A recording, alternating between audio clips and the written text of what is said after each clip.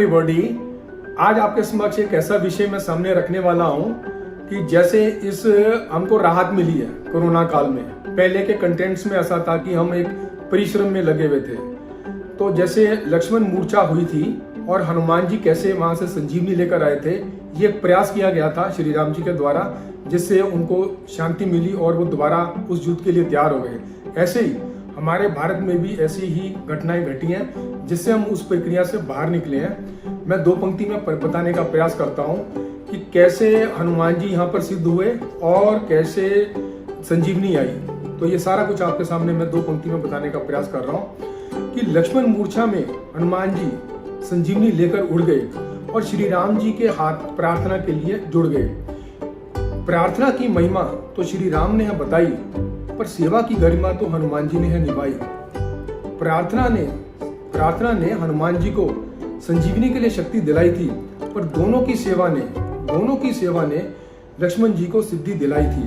हमें भी श्री राम जी हाथ जोड़ना सिखा गए, हमें भी प्रेरणा देके हाथ जोड़ना सिखा गए, जिसने कईयों के दुखों को मिटाया है। थक हार कर अब कलयुगी मनुष्य हनुमान जी की शरण में आया है। मैं बताने का प्रयास करता हूँ कि कैसे ये संज्ञान जुड़े हैं। आप देख लीजिए कि हम अब अनलॉक की तरफ बढ़ गए हैं। पहले हमारा जो है ये कोरोना काल में अब लॉकडाउन की तरफ हमारा पूरा भारत बढ़ गया था, क्योंकि हमारे यहाँ पर अब संजीवनी पहुंच गई है। हनुमान जी संजीवनी ले आए। संजीवनी क्या चीज इसमें सिद्ध होती है? संजीवनी होती है जैसे ऑक्सीजन प्लांट्स हमारे पास भरपूर हो गए, दवाइयाँ, उपकरण और भी उपचार के कई 100 तरीके हैं, बेड्स हैं, डॉक्टर्स हो गए, ये जो भी है, ऐसे करके हम बोल सकते हैं। ये तो होगी संजीवनी, ठीक है साहब। और उस वक्त के तो बनाए गए थे वैद्य, आज के समय में ये डॉक्टर्स हो गए। मैं डॉक्टर्स का नाम लेना चाहता हूँ। और हनुमान जी, ये हनुमान जी कैसे हो गए? हनुमान जी कौन लोग हो गए? हनुमान जी हो गए जैसे हमारे भारत के प्रधानमंत्री, ऐसा करके हम बोल सकते हैं, या और भी जितने जो सरकारी अवस्थाओं में बैठे हैं, वहाँ पर ये काम कर रहे हैं। इसके ऊपर कोई IAS अफसर्स भी हो सकते हैं, कुछ मंत्रालय ऐसे हो सकते हैं जिन्होंने इसके ऊपर काम किया ताकि भारत में ये संजीवनी समय अनुसार पहुंच जाए। वो आज के समय के ऐसे हो गए। और तीसरा विषय हमारा हो गया कि जब उस समय तो वैद्य लेकर आए थे, पर आज के समय में उसको डॉक्टर्स बोल सकते हैं। डॉक्टर्स के नाम कैसे कैसे आ गए। डॉक्टर नरेश त्रिहान हो गए वेदांता हॉस्पिटल में। सेकंड हो गया जैसे डॉक्टर गुलेरिया साहब हो गए, उनका नाम भी बहुत मशहूर है, वो हो गए। तीसरा मैं आपको कहने का प्रयास करता हूँ, अमेरिका में डॉक्टर राकेश साहनी हो गए, उन्होंने अमेरिका में इसको संभाला हुआ है।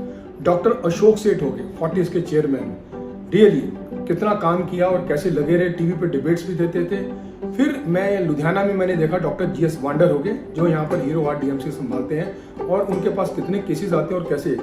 लेकिन मैं शाबाशी भी नहीं दे सकता हूँ क्योंकि अनुभव में बड़े हैं, लेकिन प्रार्थना जरूर कर सकता हूँ ऐसे उस समय के वैद्य ऊपर आज के डॉक्टर्स को, कि उन्होंने कैसे इस समय निकाला होगा, कब सोए होंगे, कब जागे होंगे, कब शायद उनके पास एक वो भी समय आया था, अभी नहीं है, कि जिस वक्त दवाइयाँ कम थी, हॉस्पिटल्स में अराजकता फैली हुई थी, ऑक्सीजन कम थी, कितने लोगों की बलियां चढ़ गई।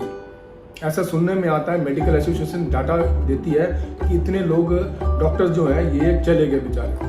और कुछ डॉक्टर्स का इंटरव्यूज आता था वहां पर टीवी पर कि हम मतलब थक गए हैं। थक किससे गए हैं? कि हमने इतनी मेहनत मारी, बेचारा बचा नहीं, तो उनके आंखों में से आंसू भी निकले हैं। ये भी हमने देखा है। तो वो एक देखो संजीवनी भी सिद्ध हो गई कि वहां से मेडिकल उपकरण या दवाइयां जो भी चाहिए थी, वैक्सीनेशन अब तेज हो रहा है। दूसरा, जो डॉक्टर्स आ गए, संजीवनी आ गई, तो अब इलाज चल रहा है, भारत अब स्वस्थता की तरफ बढ़ रहा है। फिर मैं इसमें से एक और बताने का कोशिश करता हूँ। इसमें से कुछ ऐसे लोग हैं जिनके नाम, ठीक है, जिनके नाम ऐसे उछले नहीं है, लेकिन उन्होंने भी सेवा की है। जैसे रतन टाटा हो गए, मुकेश अंबानी हो गए, अजीम प्रेम जी हो गए, सलमान खान हो गए, सोनू सूद हो गए, हमारे सिख बंधु हो गए। अभी पीछे IPL जो एसोसिएशन ने काफी बड़ा धन दिया, राशि दी, ताकि हमारा इसमें योगदान पड़े और इस पर हम कार्य करें ताकि हम जल्दी इस स्वस्थता की तरफ बढ़े। मैं ऐसे सभी लोगों को धन्यवाद करता हूं कि सच में अब कौन लोग रह गए बीच में? अब वो लोग रह गए जिनके पास में शायद अभी बल ऐसा कुछ लगाने के लिए कुछ नहीं है। लेकिन एक प्रसंग आता है, जिस वक्त राम सेतु बन रहा था और श्री राम जी बैठे हुए थे, उनकी आज्ञा में सेवा चल रही थी, तब क्या होता है कि एक गिलहरी वहां पर आती है और अपने शरीर पे थोड़ा बालू ले जाकर और उसको वो जहां पर वो राम सेतु बनना है वहां पर जाके वो छिड़क देती है। तो श्री राम जी ने बुलाया कि आप ये सेवा कर रहे हैं तो हमें बताएं कि इससे क्या होने वाला है। तो उन्होंने बताया कि महाराज ऐसा है, ये सेवा दी गई है कि इस पर ही काम करना है, तो मैं आपकी आज्ञा में रहकर कर रही हूँ। मेरा नाम वहां लिखा जाएगा। कहाँ लिखा जाएगा? मेरा नाम वहां लिखा जाएगा बचाने वालों में से, मारने वालों में से। रावण की कैटेगरी में मेरा नाम नहीं आएगा, मैं आपके साथ जुड़ी हूँ, मेरा नाम आपके साथ आएगा। तो उन्होंने स्नेह करके उनके ऊपर हाथ फेरा, गिलहरी के ऊपर। तो वो जो 3 लाइनें बनी है वो श्री राम जी का आशीर्वचन है गिलहरी को।